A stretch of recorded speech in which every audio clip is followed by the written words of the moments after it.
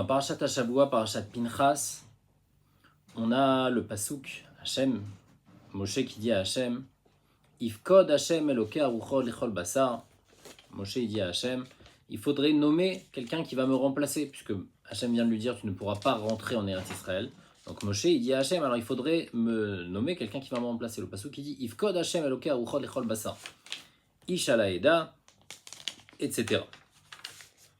Pourquoi il dit ça? Rachid explique que quand Moshe il a entendu qu'il ne va pas pouvoir rentrer, il s'est dit alors comment il va faire? Peut-être que de la même manière qu'il a donné aux filles de Tselophrad une part dans la terre, alors moi aussi mes enfants ils vont prendre ma part à moi, ma place à moi. Et sur ça, Akadosh Baruch Hu il lui a dit, tout ça c'est le Midrash qui amène, non, moi je pense pas que ça va être tes enfants qui vont prendre ta place, mais ça va quitter ta famille, ça va aller chez Yehoshua. C'est Yehoshua qui va faire entrer le peuple juif en Eretz Israël. Et pourquoi? Rachid amène au nom du Midrash, Gdai ou Yehoshua litol srar shimusho shelo mash mitoch haoel. Il n'a jamais quitté la tente. Il était tout le temps avec toi, c'est lui qui mettait les bancs, le Midrash Rabbah il amène, c'est lui qui a rangé les bancs dans le Beth HaMidrash. Il était tout le temps là, même il était là au moment de après Matan Torah, il était là à la descente de Moshe Rabbeinu. Il était tout le temps là à accompagner Moshe Rabbeinu.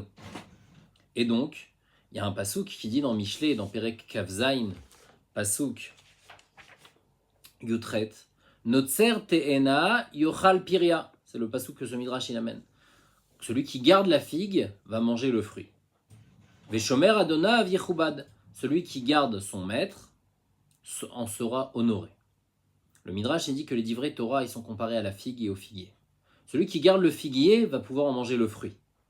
Pourquoi? Parce que le figuier, contrairement aux autres fruits, le moment où on va couper les fruits, dans par exemple la vendange du raisin, ça se passe en une seule fois.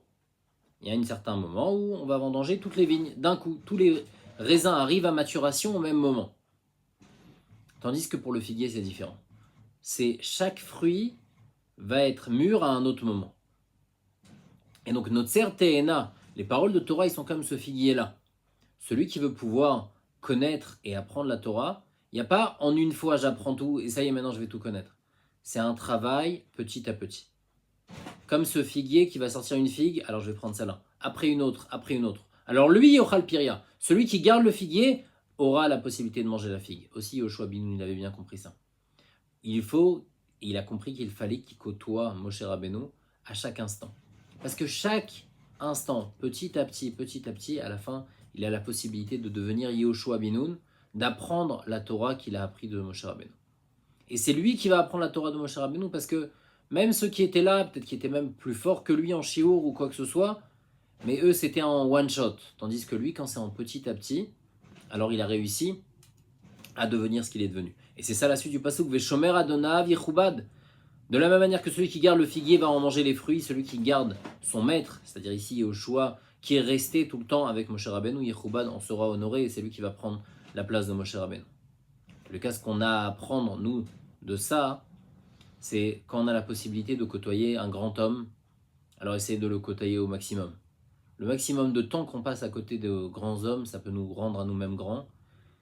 Et deuxièmement, savoir que chaque petit effort qui est fait de Torah, encore un petit peu, et encore un petit peu, et encore un petit peu, c'est comme ça qu'on acquiert la Torah. La Torah, ça ne s'acquiert pas en une fois d'un coup, mais petit à petit, grâce à ça, on arrive à acquérir la Torah comme Yoshua.